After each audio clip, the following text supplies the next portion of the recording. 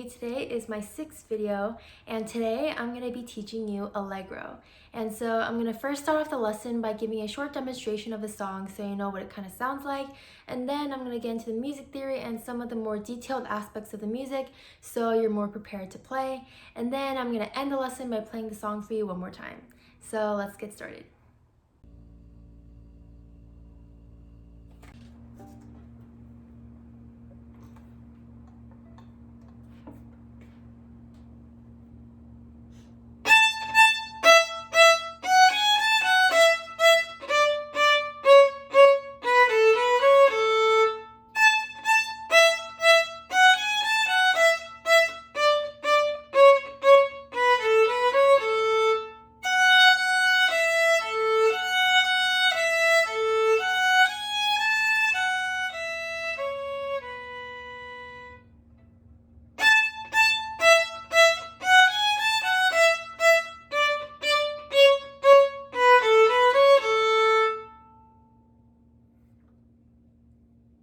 Okay, now let's get into the music theory.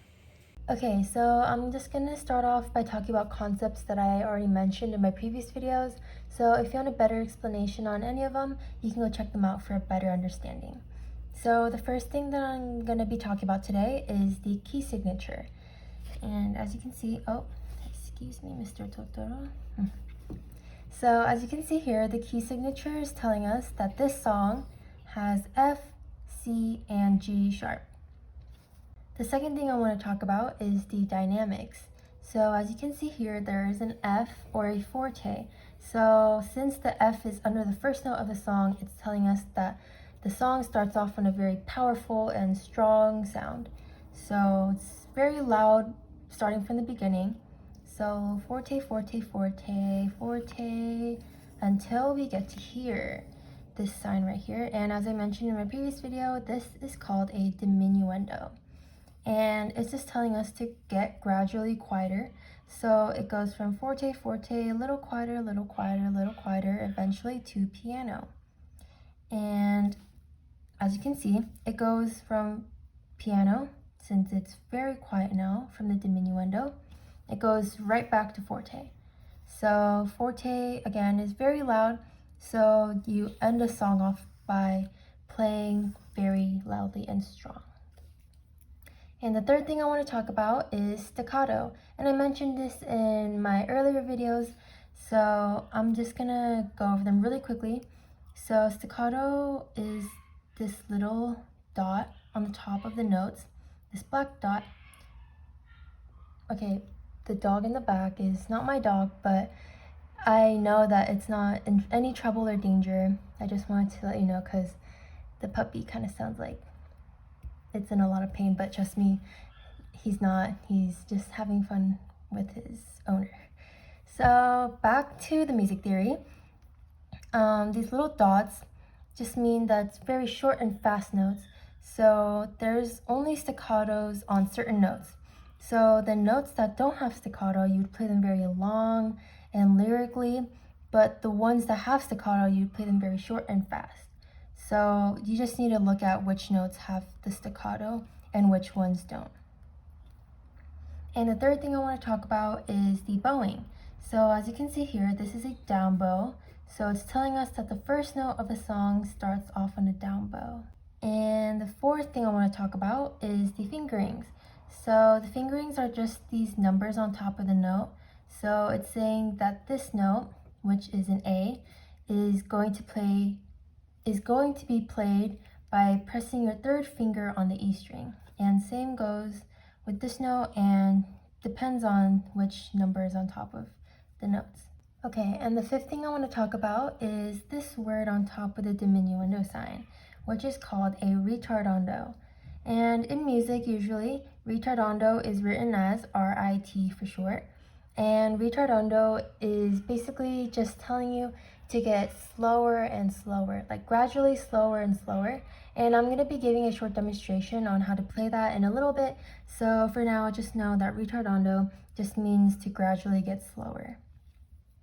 And the last thing I want to talk about today is this sign right here, and this is called a fermata.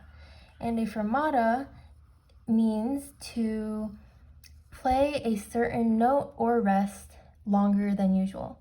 So if the fermata were on this note, on top of this note, it would be telling you to play this note a little longer than the other quarter notes in the song. But since it's here, and as you can see, there's nothing under here, it just means that you take a rest, a break before you start playing the next note.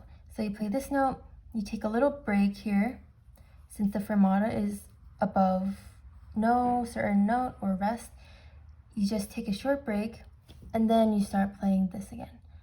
So yeah, that's it for the music theory, and now let's get into the short demonstration on how to play ritardando. Okay, so don't worry, ritardando is actually very easy to play, and so like I said, ritardando just means that you gradually get slower and slower. So for example, if I was playing at this tempo,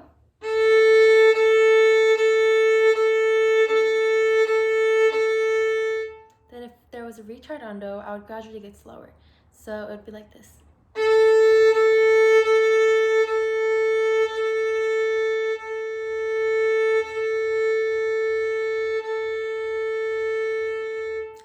So as you saw, my speed, the speed that I played each note at was gradually getting slower.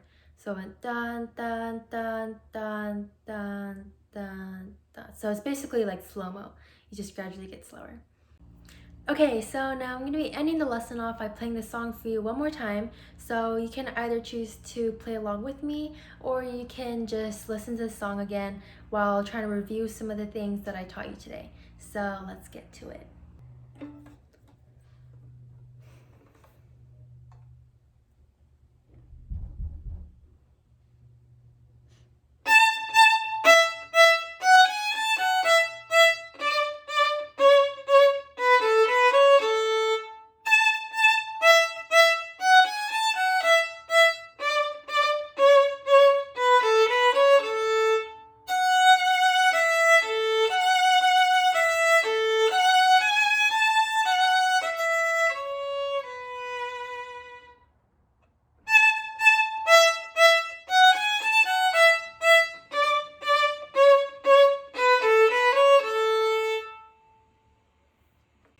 Okay, so that was it for the lesson today, and thank you so much for watching. And next week, next Sunday, I will be teaching you how to play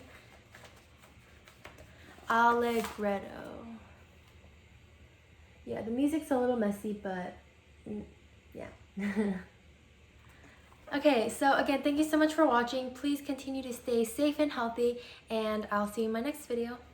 Bye.